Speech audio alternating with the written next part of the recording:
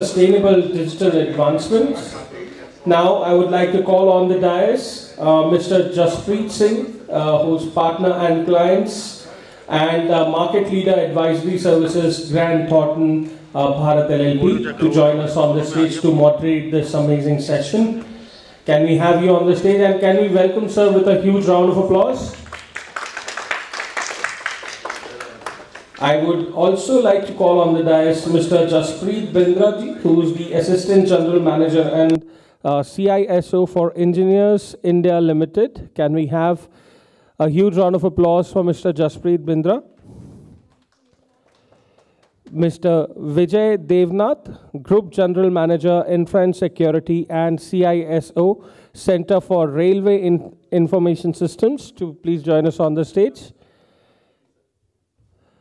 Ms. Haritima, Jaipuriar, General Manager, IT Projects and CISO, Railtel Corporation of India Limited. Can we have a huge round of applause? I know we had a sumptuous lunch. Some energy in the house would be good. Mr. Somnath Kundu, who's the DGM and alternate CISO for NTPC Limited, to please join us on the dais. Good afternoon, everyone. Good afternoon, everyone. Good afternoon, fellow panelists. A lot of shuffling happening, but I think all's well that ends well, right? So I think the organizers were very kind enough on us that we discuss security after lunch as an afterthought, which should not be the case. I'm sure all four of you would agree in our respective organizations. And especially given the digital advancement that we're talking about, right? And unfortunately, if you go back 15 years in history, right? Security was, we were trying to put security in everything we do. Now it's digital in everything we do, right? I'm not sure how many people saw our Honorable Prime Minister's address today at the IMC, where he spoke about very soon even moving to 6G, right? So, you know, if you really see, probably we are probably the fastest country to go from 2G to 3G to 4G to 5G, right? West had 2G to 3G for about 20 years. We did that in 7 years. 3G to 4G was even lesser for us, about 3 years. And then with all the use cases that these bring in, I'm sure digital health, digital tech, digital transformation will be the forefront of all these, right? So, Jaspreet, I would like to start with you. The way we'll probably run this is maybe each one of you could talk 2-3 minutes about the topic, right? And then we can get into Q&A mode. So your initial comments, please. Okay. Hello? Yeah. Cybersecurity, everyone knows, is a very critical part of the organization. It's not only for the organization, it's for the country as well. You know, we are to be the cyber defenders of the country. We are to be the cyber defenders of the company. And we need to be working cohesively to protect India as well as our own companies. These cyber attacks will happen, and definitely they will happen. And irrelevant of how many tools we deploy firewalls, we deploy zero trust frameworks, everything we deploy, but the attacks will definitely happen. So how fast we recover from those attacks, what is our resiliency in protecting against those attacks, how far our business can sustain those attacks and business can continue to work. So in my opinion, resiliency is key for going forward in cybersecurity. Superb. You know, very, very few panels that I go to, and I probably do twice a week, especially with CISOs, would somebody say that attacks will happen, you know? So let me ask, I think we've got about 15 odd people in the audience. If somebody can answer this question for me, what is the safest computer in this world? Safest computer? Disconnected. Superb. 30%. You've been on a panel with me before, yeah, so I'll not let Jaspreet answer this. Can I? Yeah, sir, please. Machine which is off. So disconnected machine which is off. probably 30% of the answer. So I'll tell you, this is from WhatsApp University, one of the best universities in the world. It says a machine which is, number one, disconnected, switched off, put it in a box, and thrown in the ocean. That's the safest computer in the world. Vijay sir, your initial comments, please. Good afternoon. लोगों के numbers देख के तो लग रहा है कि it's a really good afternoon. Everybody is sleeping. Yeah. So, coming back to the topic, I fully agree with Jaspreet that no security is 100%. This proverb we have been hearing and we will keep on hearing. Whatever number of tools, number of vendors, number of OEMs, patches you apply, security cannot be foolproof. Because there will always be fools and we can't proof them. What I recommend in this scenario is, given the paucity of funds in every endeavor, because security comes when there is a business, and business is run on a limited number of, limited amount of funds and people and everything, every resource. So we have to do security as per the risk involved. Point number one. Point number two, this risk keeps on varying. So we have to also do this risk analysis periodically and the business impact analysis, and then accordingly apply the risk controls. Third is, data is the real value for any enterprise.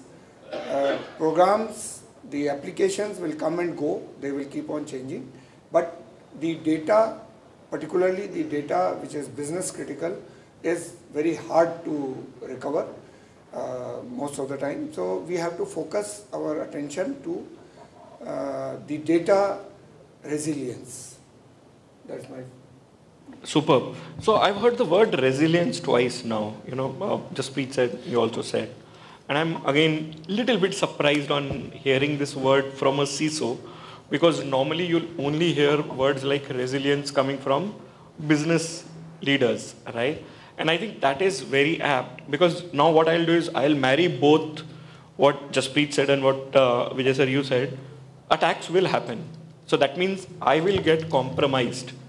How fast I come back is the entire resilience story all about, right? And I completely agree.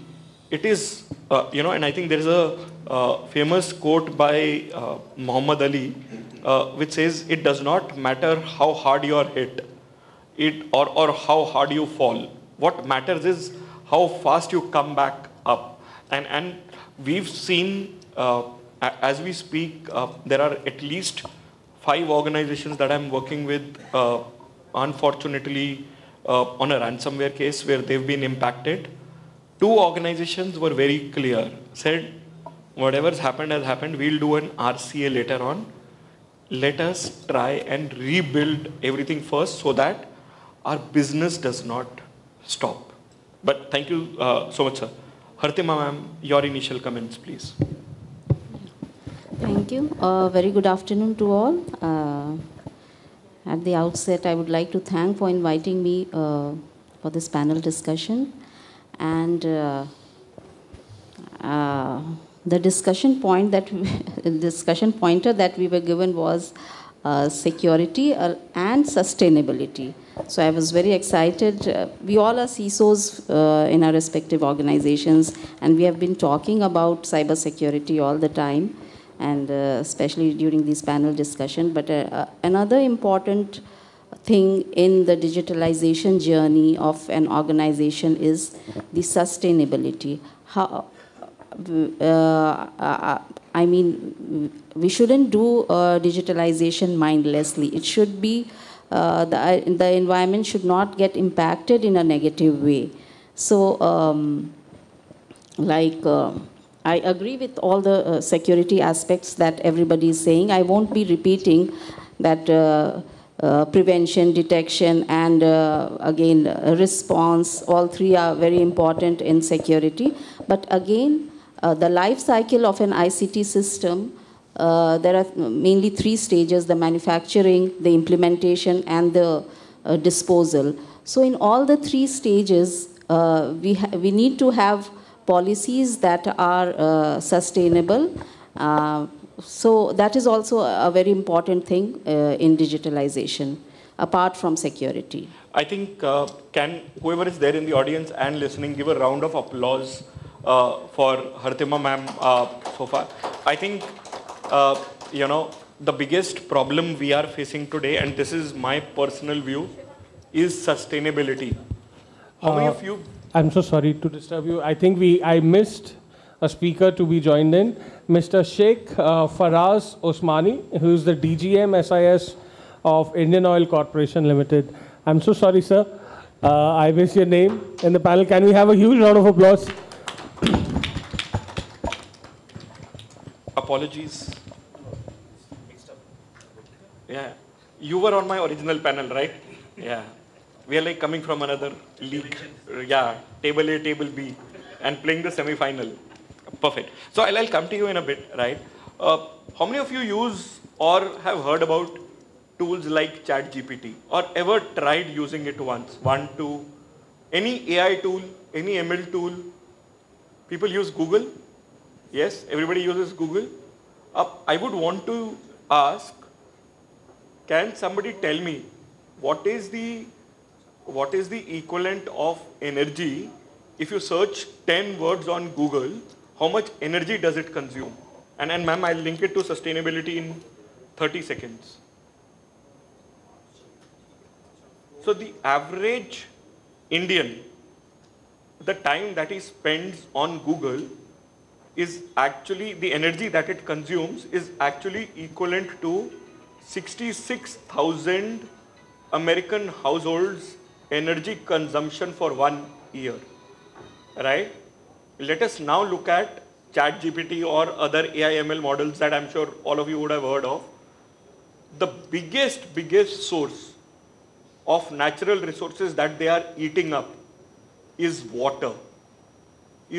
Please read the use of water in semiconductors. Just Google that and you'll see a video on YouTube, and then you'll understand why, except our friendly neighbor in the north, not many countries globally have been able to sustain a large semiconductor plant, right? Because water is a very, very critical resource. While we can talk about digital all day, all night long, but if you read the United Nations 17 SDG goals, Sustainable Development Goals, all these will become zero one day if we don't follow sustainable practices. Thank you, ma'am, for bringing this. Your initial thoughts on security or sustainability? We can play both the panels side by side. First of all, thanks to the organizing committee for inviting me. So I would like to touch upon the digitalization part also. So what I feel is that for each and every organization with industry 4.0, 5.0, 6.0 and maybe X.0 coming in the nearby, digitalization is inevitable. And large organizations stepping into digitalization outright is a very, I would say, 180 degree, working 180 degree opposite to security and sustainability. So maybe it's a block by block game where we start with the low hanging fruits of digitalization and definitely try to include the security portion in the designing part itself. If we talk about IIoTs and any other digitalization topic, we will find that there is a dearth of standard, there is a dearth of baselining and prototype solutions available in varied techno-economical way. So it's time that we think hard on this topic and devise a solution which is not just commercial of the self, but a USP solution for that organization as per the need, goal and mission of that organization. And at the same time is pretty secure and sustainable in the long term. Sustainable in the sense that even though we upscale this digitalization project, it is not at the cost of security. And as all my fellow panelists have already talked about the resiliency, definitely the moment we talk about security nowadays, resiliency is one and is again one of the inevitable thing that needs to be considered. If we think of such kind of a disruption or such kind of a large change in the technology that is happening, be it Gen AI or whatsoever. So these disruptions needs to be taken care with security in the back of the mind. Also sustainability in the form of upscalability of these solutions. Superb. Sir, sorry, last but not the least, would like to understand your opening comments, especially our original topic was how do you sustain this entire wave of digital transformation, and maybe would probably want to bring others also in while Mr. Sheikh gives a opening comment. And where I want others to come in is, it's very strange, right? For last 10 years ago, maybe even 5 years ago, all PSUs were thought about laggards in terms of security and digitization. Sorry, I'm bringing it out in the open, but everybody knows this, right? And manufacturing industry, central government especially.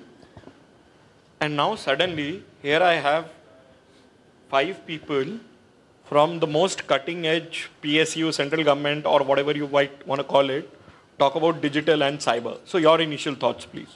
I'll go back and talk about PSUs being laggard. Yeah. I would put a different spin on it and saying that we were practicing security by obscurity. Yeah, absolutely. By not doing anything, right? No, by doing but not letting know. Letting know, yeah. So, I mean, sustainability, security, data, all go hand in hand, right? We have announced net zero goal for 2070. COP26 comes in. Indian Oil itself has a 2046 net zero goal. A lot of pathways are built, right? So you do energy efficiency, you do fuel abatement, you do renewable energy. All these would generate a lot of loads of data. And that data has to be stored, processed, and secured. As you said, water, the important component. That reminds me of somebody saying that the next World War is going to be on the water. Agree. So completely. Right. UN made a statement.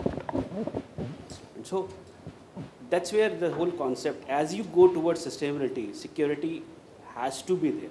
It has to be built in as you build more pathways towards reaching your sustainable goals. Super. Excellent thoughts. And good to know that you are 24 years ahead of the country's commitment from a net zero perspective. Jaspreet, coming to you. Traditional IT security itself is very tough. 50% people don't understand. Maybe I'm being very generous with percentages on this panel. And you work in an organization where OT security becomes very paramount, right?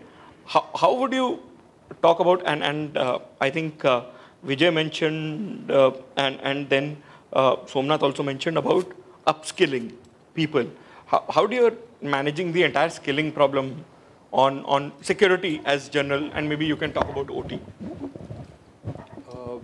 See, upskilling is very much required for all these things because new technologies are coming up. So, upskilling means capacity building, basically. So, so capacity building will be, let's say, in form of 2 forms. Let's say a normal person also, let's say, accessing his emails. So he should be made aware that, okay, please do not click on any of the fish emails, or do not install anything on the browsers, any JavaScript, any plugins, anything like that. So teaching people about them as well, because as you all know that human is the weakest link in the cybersecurity chain. So yes, capacity building is very much important. Plus capacity building for us also. We should also be enhancing ourselves also in latest cybersecurity threats. For example, if we are following up cybersecurity range exercises, we are doing red teaming, blue teaming. So all those capacity building is being done to upgrade us also as well as to the end users. So the capacity building is a key in, in upskilling is a key in doing, in bringing all people to the same level of service efficiency. Super. Now, in case of, for example, for the OT networks, for the OT networks, it is like no touch. They are just like that. You cannot just go and touch the OT network. So what all remains? That's what I'm worried about, because one of the oil companies in US had an attack, right? The entire gas pipeline was over. Thank God it was just a leak, right? But what if there are huge boilers, for example, and somebody changes the temperature from, say, 150 degrees to 450 degrees, right? Could actually result in a much more human health and safety disaster. Forget data leakage for a moment, right? It could be catastrophe for the country. Yeah, but the fact remains is, like, see how it's all started. It started with all the integration between the IT and the OT networks. Now this has to happen because digitization has to come. Now, what all we can do is, let's say, for example, the policies or the frameworks which we are following for the IT structure can somewhat be, be used for the OT network as well. Let's say, for example, IDS, IPSs can be deployed. Technical technologies. So tools are available. Tools are available. Okay, perfect. Monitoring are available. Honeypot sensors can be deployed in those OT technologies also. So tools, upskilling the people also on those front can also be there. Super. But yes, OT is a sector which we really want to, work on, because at the moment it is still lagging behind, because the OEMs are not sharing the proper username, not sharing the technical information, they're not sharing proper patches on time. So, that is a yeah, perfect. Vijay sir, a huge fan on what IRCTC has done to India. 1999 student going to Pune from Chandigarh. 7 o'clock at the ticket booking counter, because the Tatkal booking used to open for 30 minutes. And only few students would get tickets, and the rest everybody would have to share. So 8 tickets, 13 people traveling. Then IRCTC comes in.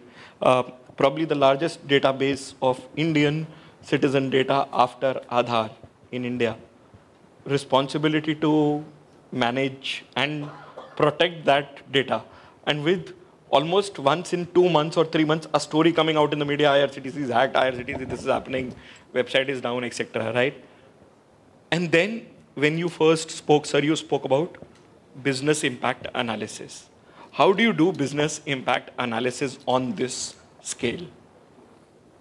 And sorry, just a small piece. On the digital piece, I recently traveled by Shtabdi, and I saw there's an API interface with a food delivery agent who could actually deliver pizzas on my seat on any of the 3 stations that come in between.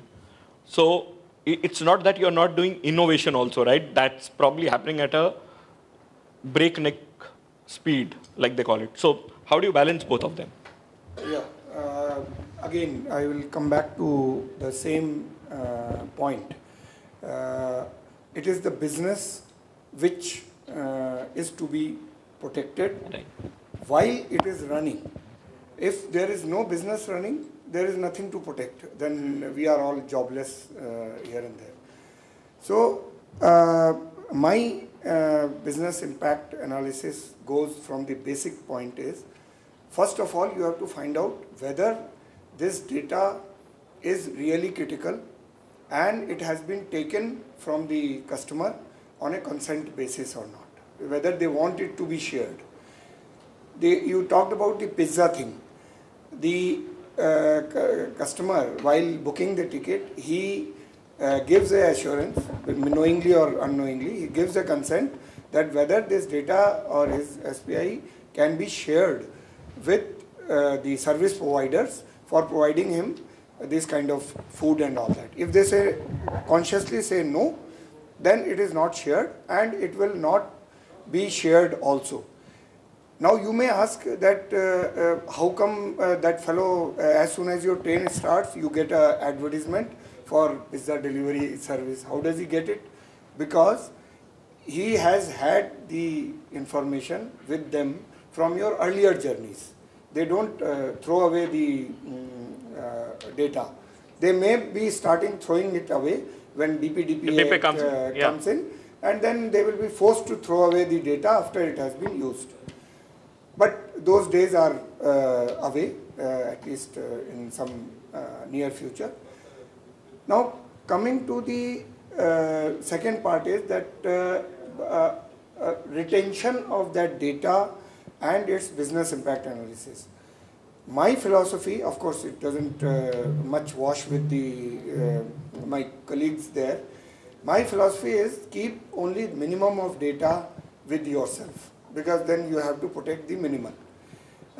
Whatever is available, like Aadhaar numbers and mobile numbers and everything, if it is available with somebody else, you should connect with them, and at the time of use, you take those data, use it, throw it away. Don't retain it. But then the problem of analytics comes. We want to also do analytics, whether this person can be upgraded to better train, or he be upsell कर सकते हैं क्या, और उसको दूसरी services दे सकते हैं क्या, etc. etc. So there are conflicting demands on the data itself, and which we have to balance. My approach is to advise them of the risks, that if you do this, you will be impacted like this. If you still want to, if your business is so valuable, and if you need to provide, because otherwise वो passenger भाग जाएगा अगर आप उसको pizza deliver नहीं होने दोगे, तो बाकी लोग पिज्जा खा रहे हैं और एक पैसेंजर को नहीं मिल रहा है, he also wants to order, he will take it somehow. So it's the cost of doing business. Point is, if the general hygiene in the society, the Indian society, the cyber hygiene, if it is not up to certain level of, say, European standard or Western standards, then it is not in my hands to improve the digital hygiene, etc.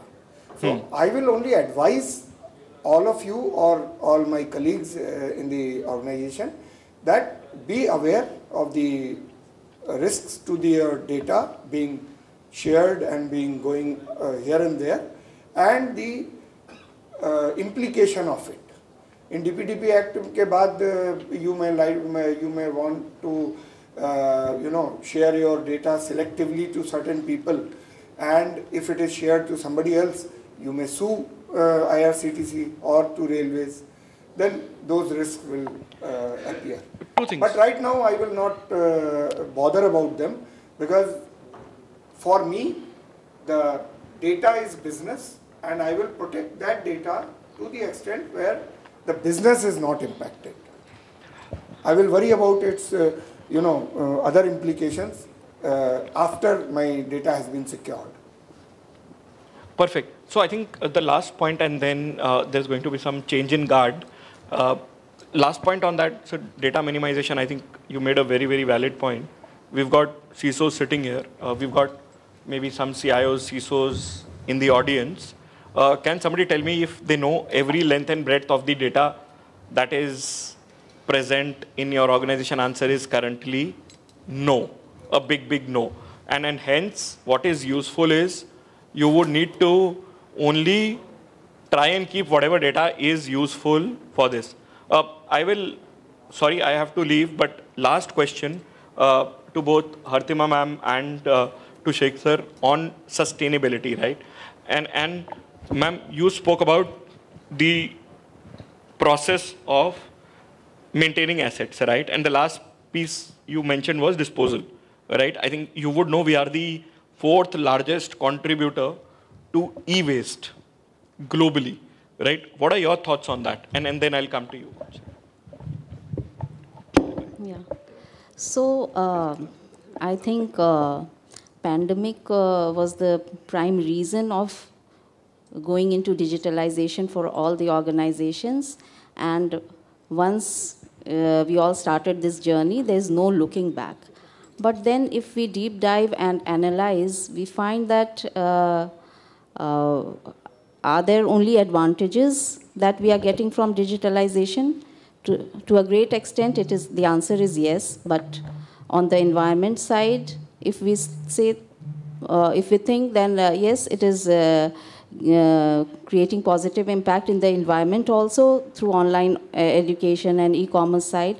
But again, there's no yes and no clear answer for it, because the digital assets that is getting created in order to render such services, and how those digital assets are getting manufactured, how those are implemented, and the power and water requirement in data centers to run those equipments, and how those are disposed of, is again, these three things are to be seen, and if sustainable practices are not followed, then definitely they are creating negative impact in the environment, because for electronic waste, as you mentioned, they contain hazardous materials, so they cause harm to the public health and environment.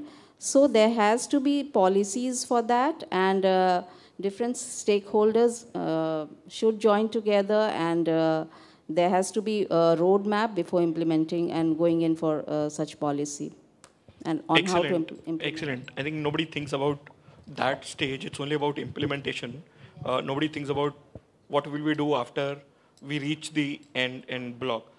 Sheikh sir, Indian Oil's been on the forefront of a lot of digital transformation initiatives, like one of the first refinery organizations to implement an ERP, etc., etc. Do you look at sustainability as a long-term goal when you look at digital solutions? Or like you said, if you want to be carbon net neutral by 2046, right, you would have to start thinking about that today rather than, later. Your thoughts, please.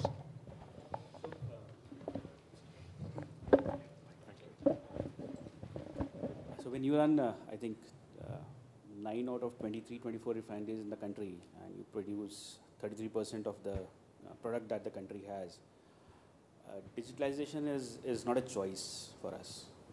It's something that we have to do. We cannot do without it. So we have been at forefront of digitalization for long. What today we do when it comes to specifically aligning the goals of our 2046 net zero with our processes, we have taken up a few initiatives when it comes to digital on energy efficiency. One of the two simple examples when it comes and it moves towards the sustainable goal is, we do, on the refineries you see these flare columns, right? Flare comes out. So we do a inspection through drones for these flare columns on the linings that line these flare columns. So earlier the inspections were to just find out which part has gone bad and replace them. Today with the image analytics, we are actually trying to see which part will go bad. So not only what has gone bad, but what will go bad and approximately what time. So a sort of predictive analytics for that. Another is we are trying to increase the efficiency of our heat exchangers, which basically are a very important component of crude processing. We do that by running AI/ML models on the heat exchanger sensor data that we are getting. And in fact, we did this in-house and we saw 2-degree increase. And that's a huge amount of savings when it comes to revenue terms. But not only that, it essentially means less fuel is used, less emissions are happening. So, as I said, digital pathways are the base on which we are going to build the whole sustainability initiative. Please give a huge round of applause to my panelists. The original moderator is here. Thank you. Apologies, just got held up. Too many VIPs on the Delhi road today. So, a lot of stoppages from the Prime Minister's VIP route to the President. So, yeah. Glad to be here, and thank you, Jaspreet, for covering it up. So, I'd like to bring in Somnath. Somnath, Jaspreet spoke about security. He also spoke about data protection. I think one other key element is the involvement of state actors today in cybersecurity risk. We see most of the activities which are happening today. During G20, we saw the Indonesian hacking group, which was pretty active. They are now trying to launch new ransomware attacks, particularly at critical infrastructure. And the idea is not just to take a ransom, but is to impact the country's GDP. So where public sector remains one of the key components, and organizations like yours play a very, very important role. We saw the NCX exercise also. I think a lot was done in terms of red team, blue team. What are some of the new initiatives you think needs to be done, which are missing in the country, so that there is more collaboration? We have seen every time it's a new attack, people are afraid to share where the attack came from. It becomes more like an embarrassment. But unless we don't embrace that we are getting hit and we need to be collaborating and be ready, it's very difficult to thwart, because one actor will then try and attack multiple actors, because it becomes state-backed actors who are typically going after the organization. So would be keen to get your thoughts on this. Yeah, so I would like to see it in this way, that government since the last 1.5 years is trying a lot of things, and how I see the story is that if most of the organizations are, I would like to take this to governance and governance, risk and compliances. So I feel that if all the organizations try to abide by, comply by the regulatory norms, compliances required to the cybersecurity standards, I think, again, this is solely my personal view, that 90% of the problem gets solved. It's only the ease of use and ease of affairs that are creating lacunas into the system, if we talk about the critical information infrastructure. And while saying so, the government's impetus is also on Atmanirbhar Bharat and using our own products and making things even more stringent while importing items from friendly neighbors, etc., etc. So the other component that I think we should definitely put a stress upon is security by design. If we take into concern the governance, understand our assets, the crown jewels, and do a risk assessment. And another important thing, I think, which varies across the organizations is the risk appetite. So for some people, it's just like, okay, as long as there is a PNC overhead, P&L overhead, it's okay. Who cares about security and why should we upgrade? But I think the time has come when, irrespective of my P&L, each and every management should put a thirst on upgrading the systems from legacy systems, and while doing so, take into consider once again the security by design and try to go for a complete compliances to whatever norms, regulations and law of the land are. Doing this, I think 90% of the job is covered. The rest 5% of the job is being covered by some very rudimentary electrical and mechanical protections. Like in this panel we are discussing that if somebody tries to blow up a boiler. So we are using pressure cooker in our home. If for the time being we think that this pressure cooker is being controlled by some electronic controller and it gets hacked, what happens if it blows up? You will find that each pressure cooker will be having a safety valve. Now no cyber hacker can take control of that safety valve because it is absolutely mechanical. So I think if all those rudimentary mechanical and electrical protections, which I think another concept is coming into the market about safe, secure engineering hygiene, that also is a very important aspect that is coming into the market with respect to critical information infrastructures. I think taking into consideration these all things, 95% of the job is done, and definitely once again upskilling awareness of the people to abide by the organization's policy, have a baseline and maintain the standards. I think in a nutshell I tried to. Sure. Thank you. Anyone wants to chime in? Vijay, Devnath ji? I fully endorse the view of Somnath.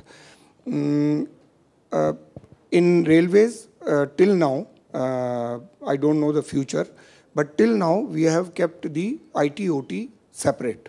For the very reason here that we are not IT specialists as an organization, neither OT specialists. We do not know what kind of risks will be coming on the IT side or on the OT side. So we keep them separate. There is a manual control and like a safety valve on all our operations, whether it is train operations, loco pilots, or the signaling systems and all that. There are humans involved who are also under certain protocol controls. Now, in security, I do not know that unless and until it goes into the top of the country's, top layer of the management, that security or IT security will become important. Till that time, when it becomes so important that everybody does everything in a proper way, our safety is only in people process technology, point number one. And second is visibility, monitoring, and control. I keep on harping on these two things, PPT and VMC, everywhere. If you can't see something, you can't monitor it, you can't control it. So that explains the thing, that you should have visibility of each and everything in your organization, whether critical or not. Because something can become critical because of its interconnected nature. Next point is that people process technology. If your people are not following the processes laid down, as Somnath has also pointed out, if they are not following, if they are not patching their system, they are not updating their system, no technology can save you. The T part cannot save you, the other two. So the people are very, very necessary, and the people also is part of the culture. If you cannot set the people system right through a set process, either mandatory policies or mandatory guidelines or desirable things, etc., etc., you cannot put enough technology to control the people and process deficiencies. That is my... Sure. Sure. Sheikh Faraz ji.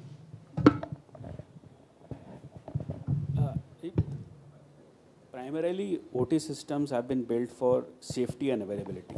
Security was never there. When we started setting up way back in 80s, these PLCs and DCS and SCADAs all started coming in heavily, and none of them had security in place. Most of them would work with default passwords that you could not even change. So security, and that's the best way was thought that you keep them closed loop. You keep IT separate, you keep OT separate. But today when the integration's coming in, you cannot do that anymore. So as sir rightly pointed out, the need is, one is people process technology, the other is visibility, monitoring and control. And at Indian Oil, we set up our first IT SOC somewhere back in 2009. We are now setting up OT SOCs to monitor our OT activity. And as we go ahead, integrations are going to be there. You cannot deny them, you cannot stop them. Primarily, first thing that manufacturers of these OT systems have to do is ensure that security is built in, as not as an afterthought, but by design. And secondly, as service providers or as IT professionals, we have to ensure that any egress and ingress to OT networks especially is secured, it's safe, it's hygienic. Sure. Thank you. Haritima ma'am. I completely agree with all the panelists regarding security thing. But I think one more important thing in security is identification of CIIs.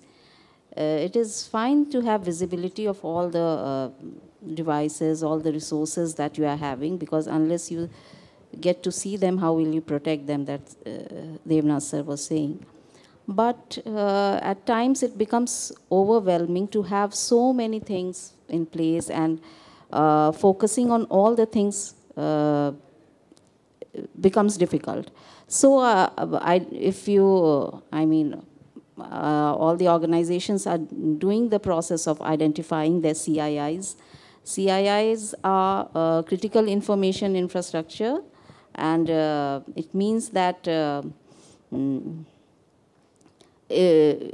incapacitation of such infrastructure will lead to debilitating impact on national security, national economy, public health, or public safety. So that way you can focus on those 4 or 5, maybe 6 important CIIs of your organization, and focus on the security of those devices or hardware or software, whatever it is, and the computer resources associated with it. I mean, in a very detailed and proactive manner, so that you are able to create a safe and a secure environment in your organization, and protect from hackers and attacks. Thank you. Jaspreet? I think everyone has covered all the points. I don't have much of points remaining. But yes, I do agree with all the panelists on that.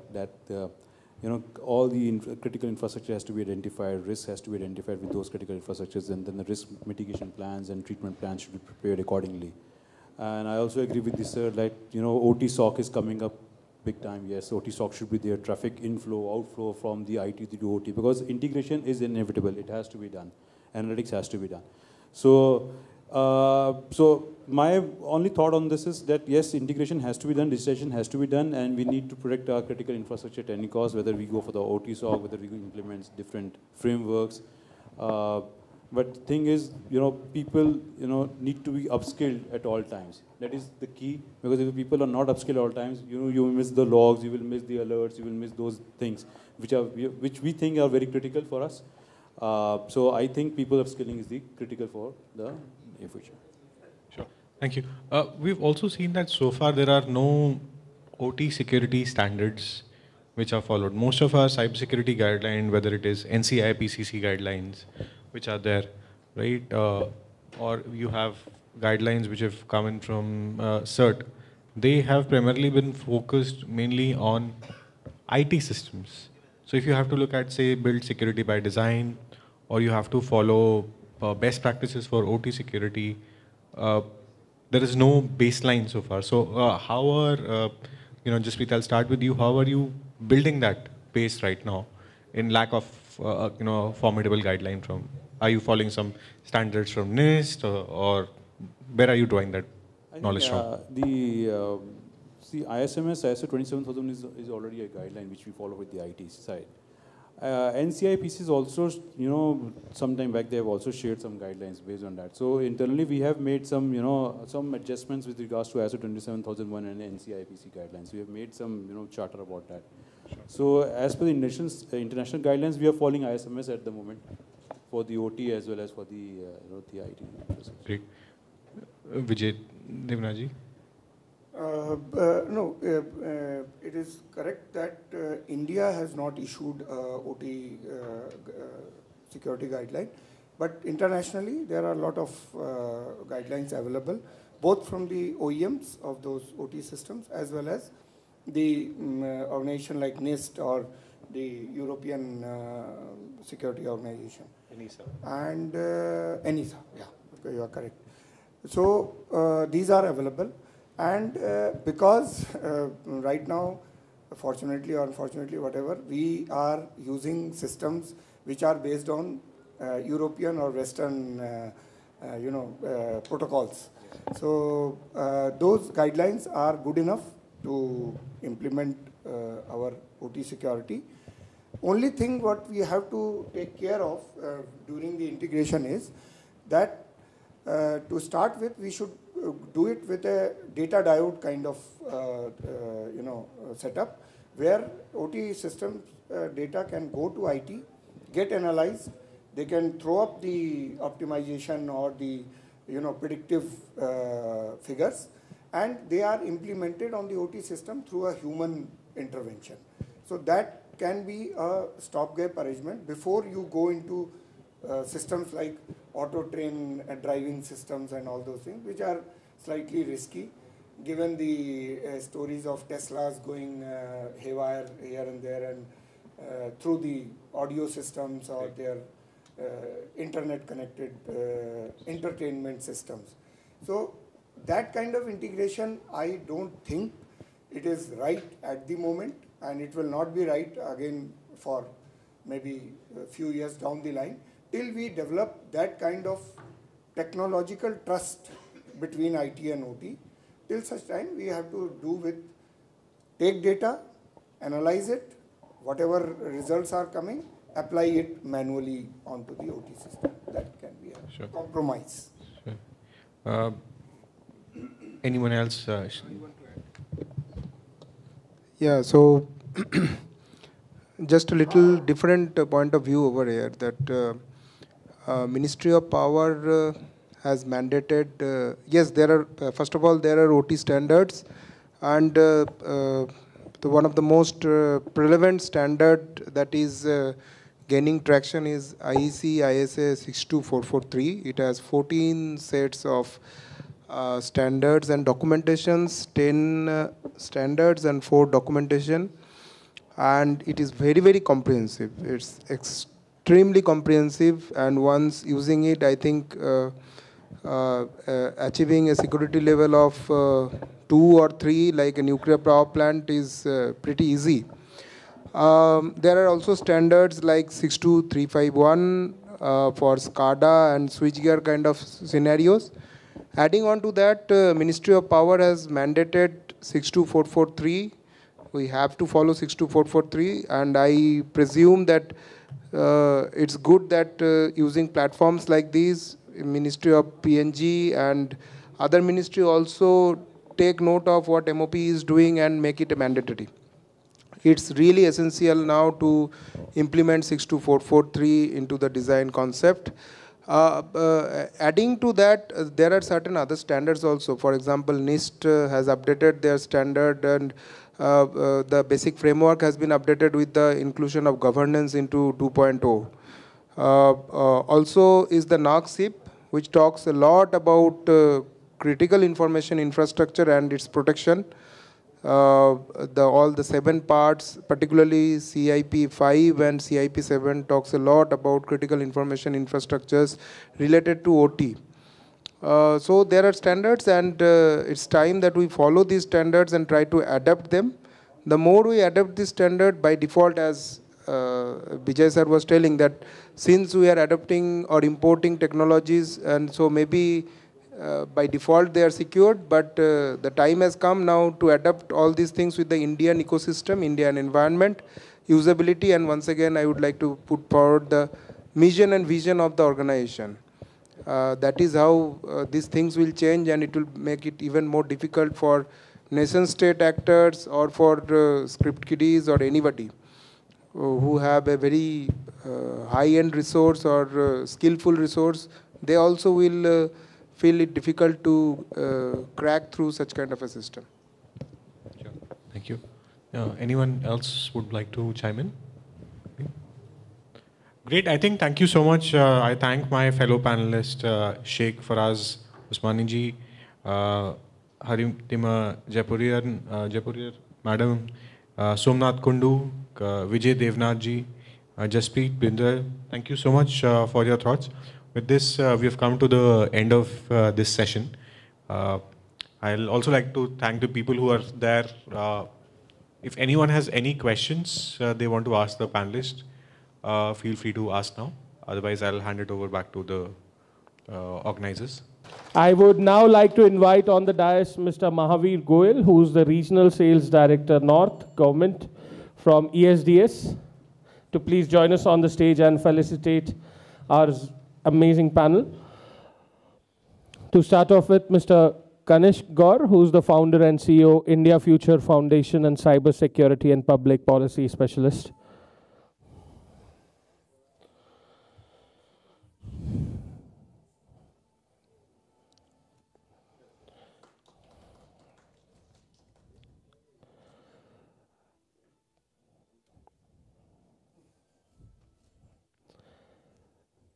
Next up, Mr. Sheikh Faraz Osmany, DGM SIS Indian Oil Corporation Limited.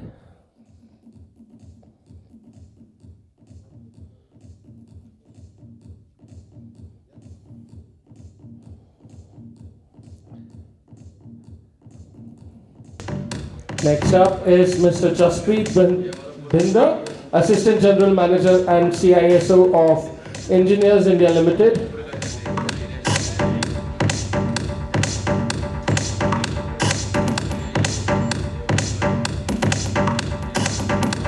Mr. Vijay, Devnath, Group General Manager, Infra and Security and CISO, Center for Railway Information Systems.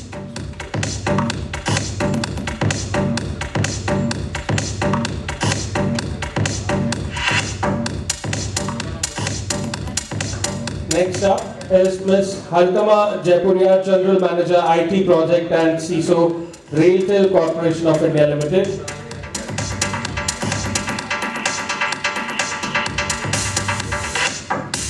Last but definitely not the least, Mr. Somnath Kundu, DGM and alternate CISO, NTPC Limited.